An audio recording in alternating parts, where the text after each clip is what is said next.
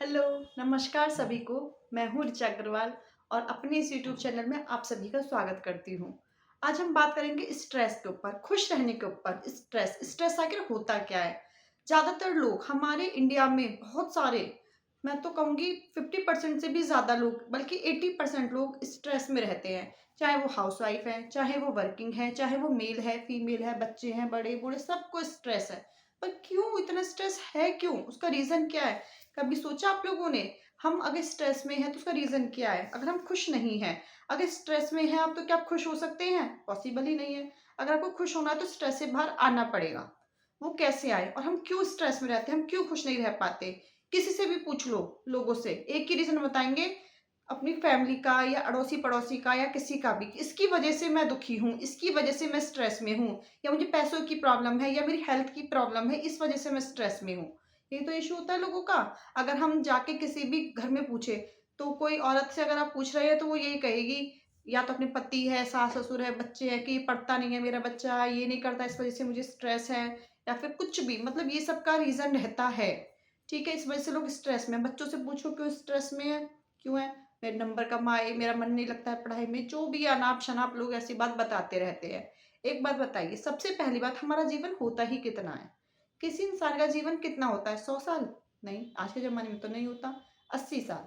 ठीक है, 80 साल हम मान के चलते हैं, क्योंकि 80 से थोड़ा कम या ज़्यादा, 60, आज तो 60 एज रह गई है वैसे तो, लेकिन 80 तक भी लोग पहुँचते हैं। 100 तो बहुत ही कम, रेयर देखा जाता है। तो आज के इंसान का तो जीवन ही इतना कम है। 80 साल की एज है, 80 साल की एज में भी जो शुरू के साल होता है, मैं 10-20 साल, उसमें हमें कोई स्ट्रेस ज़्यादातर नहीं होता है, क्योंकि उस टाइम पे तो हमें इतना ज्ञान ही नहीं होता है कि स्ट्रेस होता क्या है। हम लोग खुश रहते हैं हमेशा अपने घर में। तो 10-20 साल आपके निकल गए, तब छोटी सी जिंदगी बची है, उसमें भी आप दूसरों के हवाले अपनी जिंदगी क्यों कर रहे हो?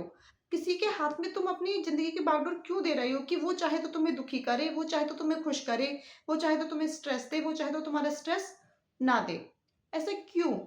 हमें किसी के भी हाथ में अपनी ज़िंदगी की बागडोर नहीं देनी, खुद रखो। और देखो, सबसे बड़ी बात, अगर कोई तुमसे कोई गलत बोल रहा है, बदतमीज़ी बोल रहा है और तुम्हें बिल्कुल पसंद नहीं है, तो सिंपल सा एक काम करो, एक से सुनो, दूसरे से बाहर निकाल दो। बात खत्म।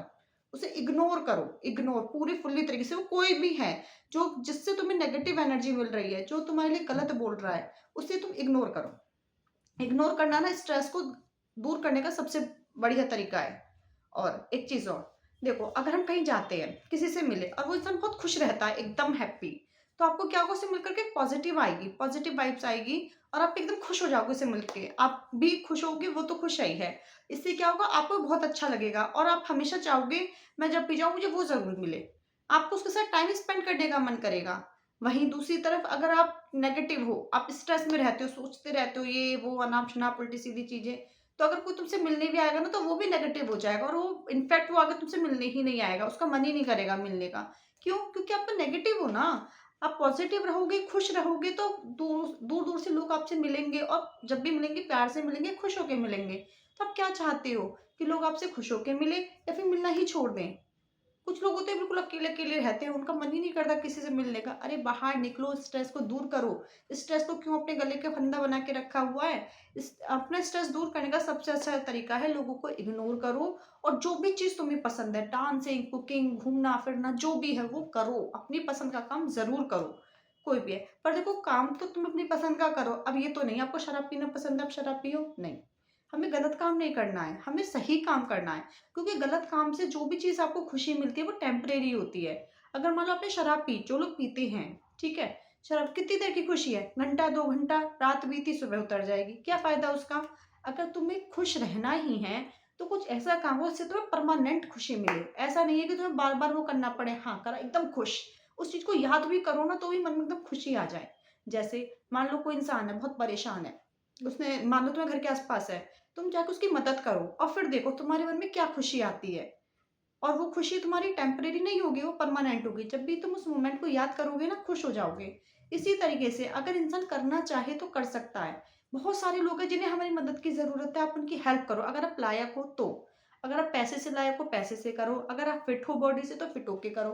फिर आपका स्ट्रेस यूं ही गायब हो जाएगा, और आप इंसान की मदद नहीं करना चाहते, क्योंकि आज के जमाने में लोग बोलते हैं कि इंसान लायक नहीं है।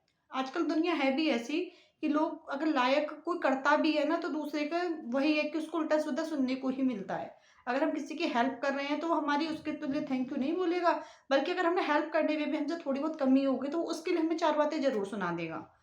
तो इसलिए अगर आप किसी इंसान की हेल्प नहीं करना चाहते, आपने चीज़ फेस की है कि लोग कभी भी अच्छाइयाँ नहीं देखते। वैसे तो सब लोग एक जैसे नहीं होते हैं, लेकिन कुछ होते हैं ऐसे जिनको अच्छाई में भी बुराई ही नज़र आती है। तो ऐसे लोगों से तो ख़ैर दूर ही रहना सही है, उनकी तो तुम हेल्प करने के बारे में सोचो ही मत।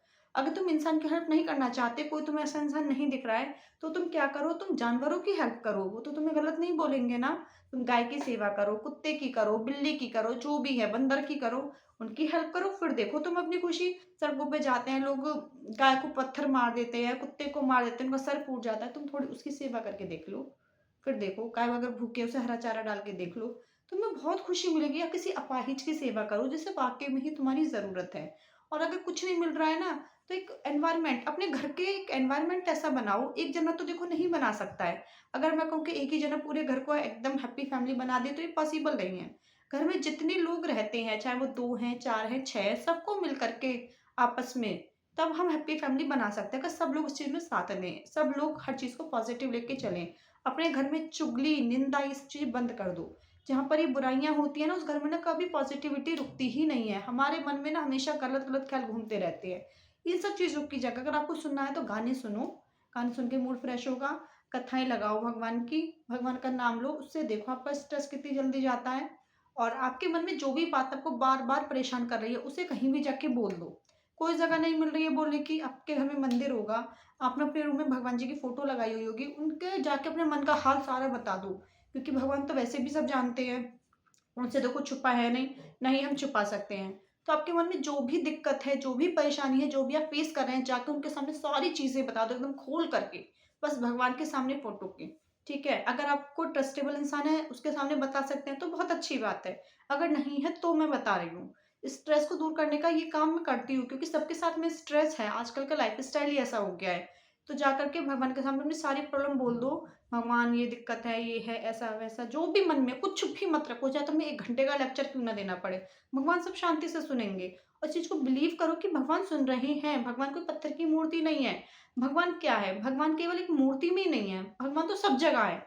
वो तो सिर्फ़ हमने एक तरीका बनाया है अपनी तरफ से कि हम इन्हें भगवान मानते हैं। एक बात बताओ, क्या भगवान सिर्फ़ मूर्ति में ही है? क्या भगवान और जगह नहीं है? भगवान इस दीवार में नहीं है, मेरे अंदर नहीं है, आपके अंदर नहीं है, कहाँ भगवान नहीं है? भगवान तो हर जगह है। तो आप जहाँ भी हो, भगवान की मूर्ति अगर नहीं भी है तो भी मन में भगवान का ध्यान करो और सारी की सारी बातें मन की सब निकाल दो बाहर, सब बोल दो टोटल।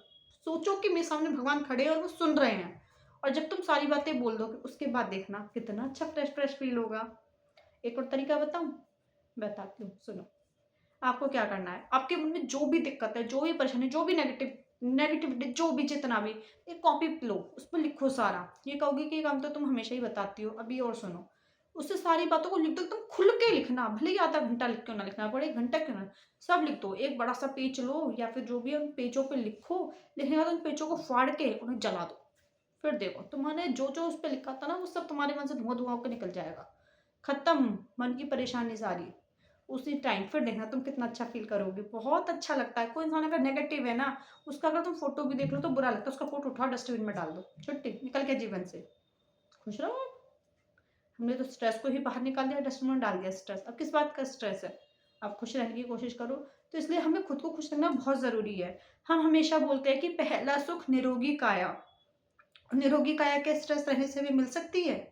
बताओ, जो 2 इंसान, एक खुश रहता है और एक दुखी रहता है, तो निरोगी काया किसकी होगी? खुश रहने वाले की या फिर हमेशा नेगेटिव सोचने वाले की?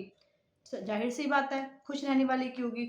अगर आपको लंबी उम्र तक सही रहना है, अपने आप को फिट एंड फाइन रखना है, योगा करो, एक्सरसाइज़ करो, खुश रहो, अपने मन की बातें मन में मत रखो, बाहर निकाल दो। कहते हैं ना, या तो दिल खोल लो दोस्तों के सामने, वरना तो एक दिन खुलेगा मशीनों और औज़ारों से। तो क्या चाहिए आपको, मशीन औज़ारों से खुलवाना है, अटक का वो प्रॉब्लम लेनी है? नहीं ना।